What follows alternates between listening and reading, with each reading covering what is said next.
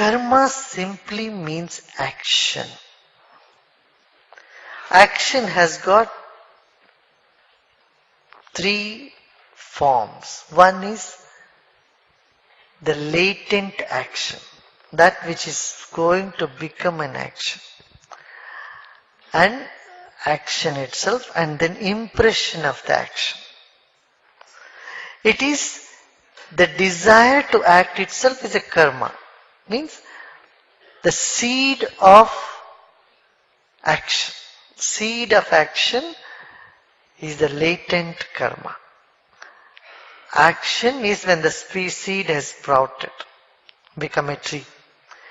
And the tree again becoming another seed is the impression of action. Because impression of action gives rise to more action. So karma simply means the strongest impression in the mind and the action that it has propelled and the impression it is going to produce on the mind in the future.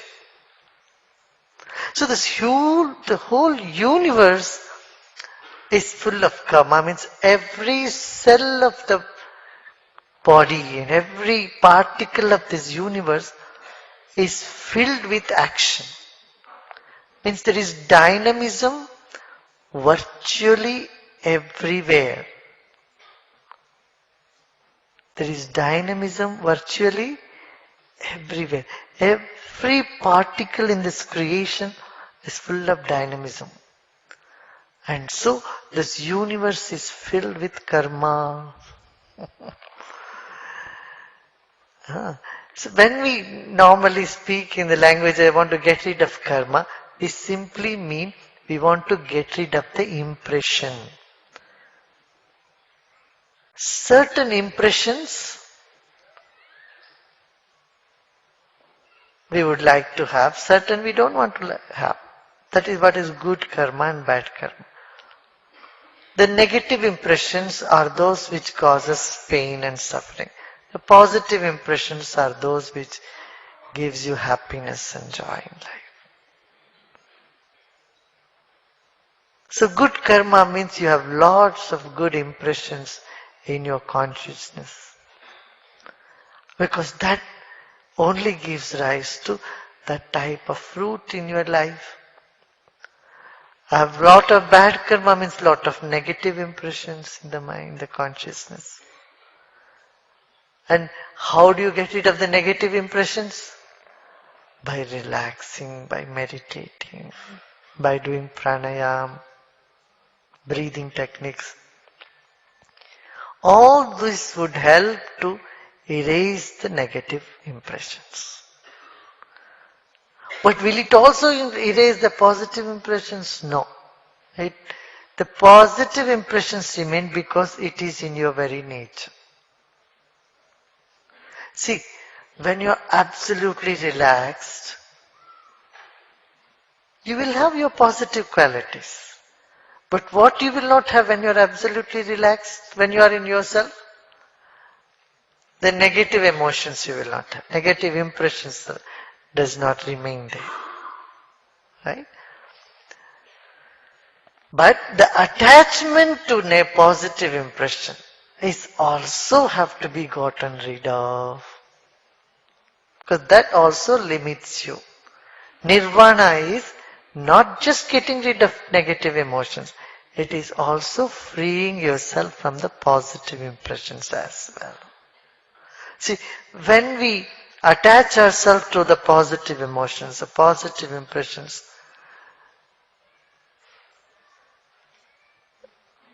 then we limit our existence. Then what we are doing, when you think you are too good, you always find someone not so good and bad. So automatically this positive thinking of yours attracts some negative impressions from outside. Do you see what I'm saying? So, there is this saying that it's not just positive karma, negative karma, but also positive karma you have to get rid of. So how you do that? First, to get rid of the negative, you put the positive. There is an example that's usually given, has been given from thousands of years, is of alum. You know, when you want to purify water, what do you put? You put some alums in it. The alum first cleans all other impurities and dissolves itself. Doesn't remain in it. Alum also. You know, it evaporates. So similarly, positive impressions or karma is essential to get rid of negative karma, but then you are getting out of the positive also. I would give you an example of soap. When the cloth is dirty or your body is dirty, what do? You put on the soap. But you will have to wash away the soap also. Otherwise the soap itself will become dirt. You can't say, I paid so much money and I bought the soap, why should I wash it away? I paid so much money and bought shampoo, I would like to keep the shampoo on my head. No. Purpose of shampoo is to remove the dirt and the shampoo is also gone. Right? So, nirvana is when you are not attached to the positive impressions, emotions, actions as well. But that is the second step. First step is we need to have positive. If someone argues, when you have to anyway wash the soap away, why do you have to put it in the first place? You have to get rid of the shampoo, then why do you put it? It's no logic. Correct? So, sat karma or positive karma is essential so that negative karma gets washed away. Right? So, karma is what? Latent impression in the consciousness which propels you to do an action. And present action in turn creates impression in the consciousness which propels you to do again another action.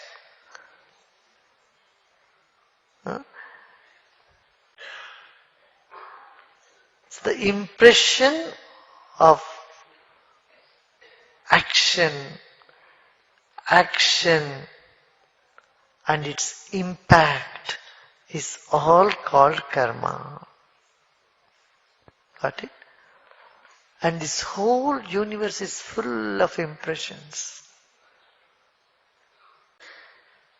And the skill is to live in karma yet not to be affected by it. This is what is yoga. In Bhagavad Gita, Lord Krishna says it in a beautiful manner. One who sees action in inaction and inaction in action is the most intelligent of all men. All man, women both.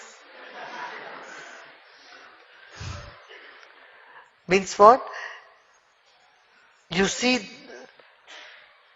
there is so much activity in the depth of every action. There is some silence. There is inactivity. There is that stillness in all activity. Recognizing the stillness. And stillness is our self. It is a witness to all the action. And in our self is all this activity. The whole universe is present in consciousness.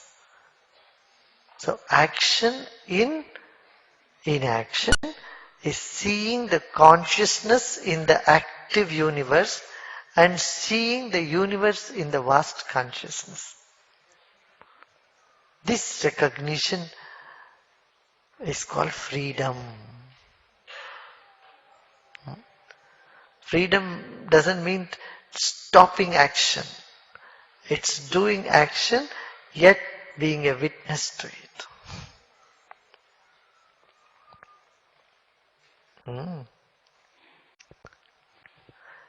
Another example for this would be a baby taken to a pediatrician and the pediatrician gives a prick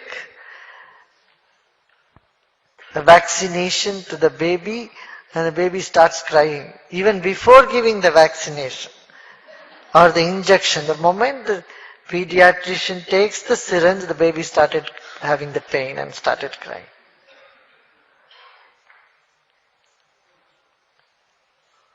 On the other side, a mature person going to a doctor, smiling, laughing, and ask the doctor to give me a prick, it's better. I don't want to gulp the tablet, give me an injection. So even injection is being given, he's just smiling and talking. Not that he's not having pain, the pain is there, but it is next to nothing. Yeah? That same way, we have to keep acting, yet not get attached to the action. See, in our day-to-day life, there are many actions which doesn't give us impressions. Like every day you brush your teeth, you have your tea, you eat your food, but those things doesn't become a big impression.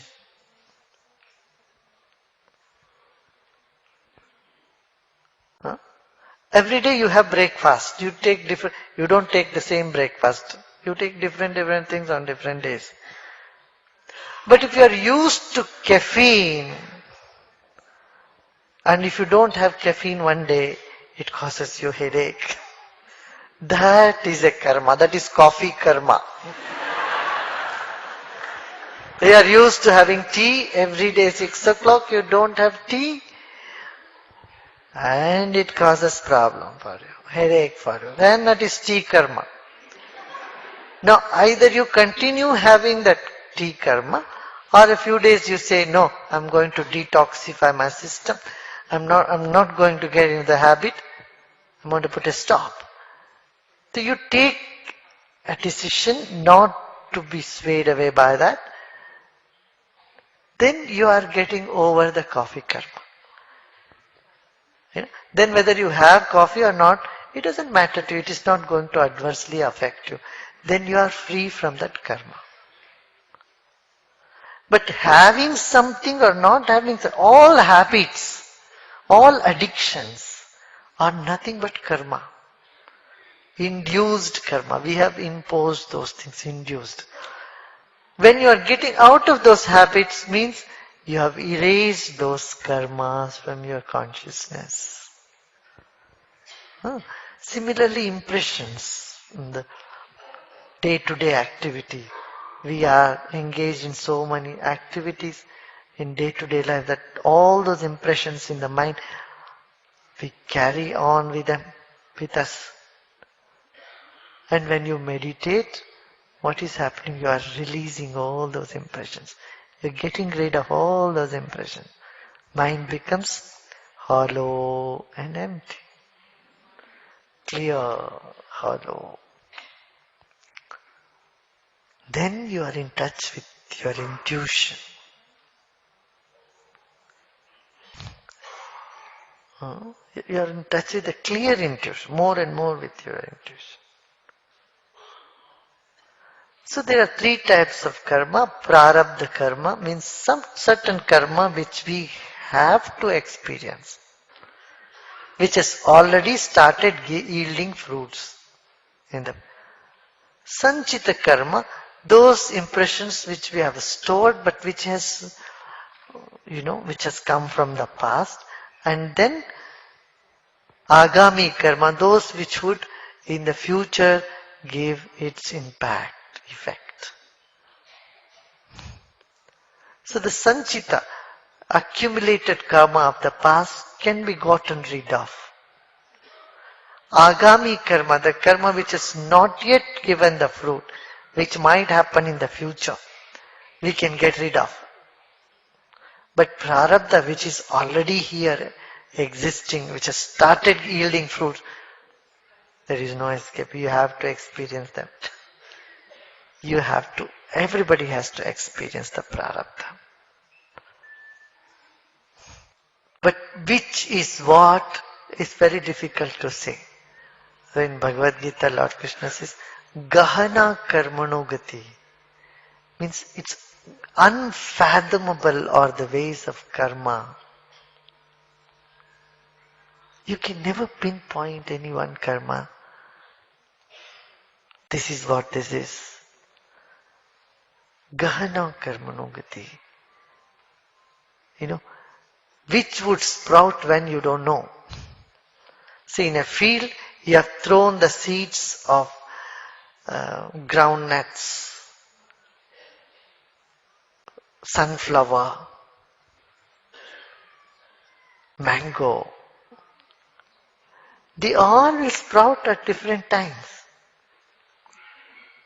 Though you might have thrown all that at once, the mango will take several years to sprout, several years to yield fruit. Groundnuts will give you in a couple of months. Sunflower, few more months, few more weeks. So different seeds sprouts at different time. Similarly, different karma will start acting or functioning at different time in life. That's why it's a gahana karmano gati. You never know. It's unfathomable.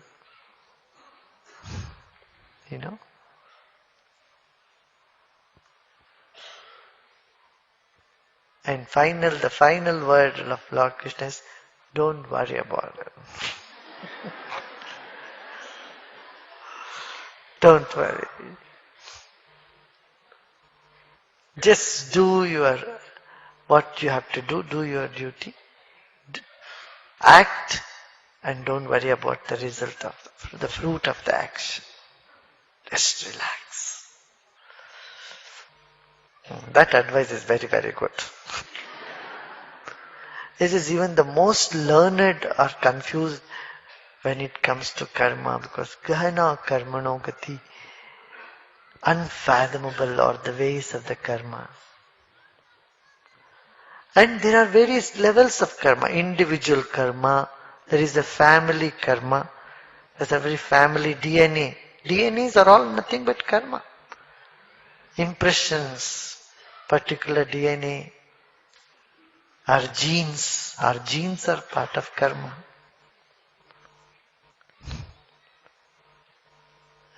In genes there's sanchita. But by practice of meditation and pranayama, certain genes which would produce diseases can be suppressed. There is a scientific research to this effect in Oslo. Dr. Fari is doing research and others, he and his other team. They have said that there are 300 chromosomes in our system which causes cancer and heart problem and blood pressure. And these get suppressed when one starts doing pranayama and sudarshan kriya and meditation. They get suppressed. But already, if they're already active, then one has to experience. And there could be sometimes pranayama, all this can reverse all those effect also, because it suppresses the genes.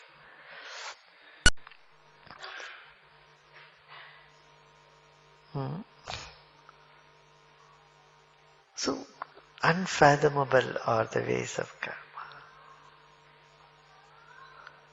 And there is family karma, genes. And then there is collective karma of a city or a village or a town. And nations do have karma. It is very interesting. From a bigger perspective, it's so amazing to look at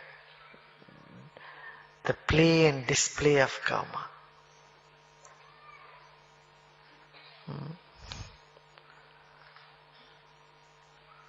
And karma is the best way to understand the phenomena which you can never understand otherwise. You wonder why there was a tsunami and selected people from all over. They were all caught up right on that day only there and got affected.